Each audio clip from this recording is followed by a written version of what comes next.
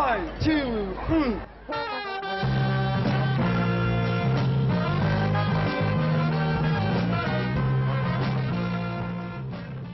Woodstock High School has been one of the best teams in the state in Division III for, well, the last 3 years. The last 3 seasons have all finished with the Wasps winning the D3 crown, with the most recent one coming on a current controversial call against Mill River, the same team they would go head-to-head with tonight.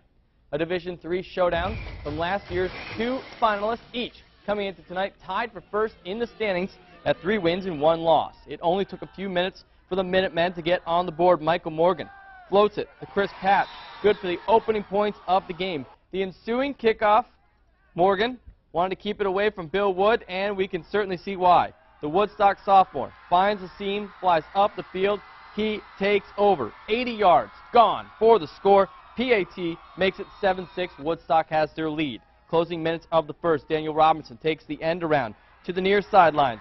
He shows off his speed as well and goes 35 yards, untouched, a 13-6 lead. But with just under a minute to play in the half, Mill River begins the comeback run. Morgan dumps over the line to Dylan Shelby with a short score. The Minutemen score the final 19 points and get revenge from the loss last year, giving Woodstock their second defeat of the season. 2 teams left in Section 7, unbeaten, and Saranac Lake was one of them, taking on Ticonderoga, the Class D regular season champs. Both teams' offenses, for the most part, kind of took the night off. If you had Ty or the Red Storm defense on your fantasy team, you had a great night. The first score wouldn't come until the 3rd quarter. And when I say the first score, I mean the only score.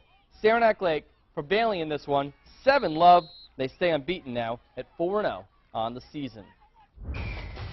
Rutland Raiders at the Essex Hornets, 2 teams heading in different directions, although tonight would prove otherwise. First quarter action already. Essex off and running. Cody Green coming around the corner, runs in a 23-yard touchdown, 7-0. Essex scores on the opening drive of the game.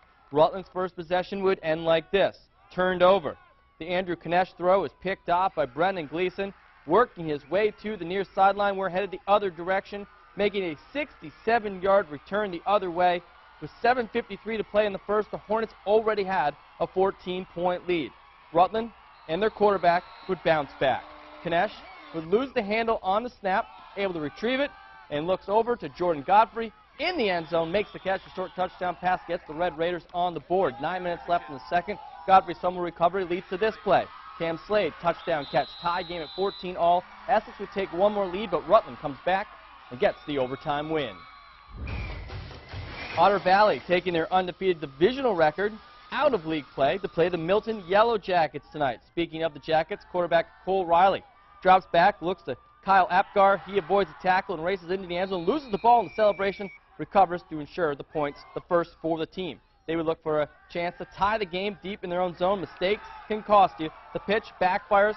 Carson Larry picks it up, runs it the other way, and builds a big lead for the Otters, doubling up the Yellow Jackets tonight, 44-22.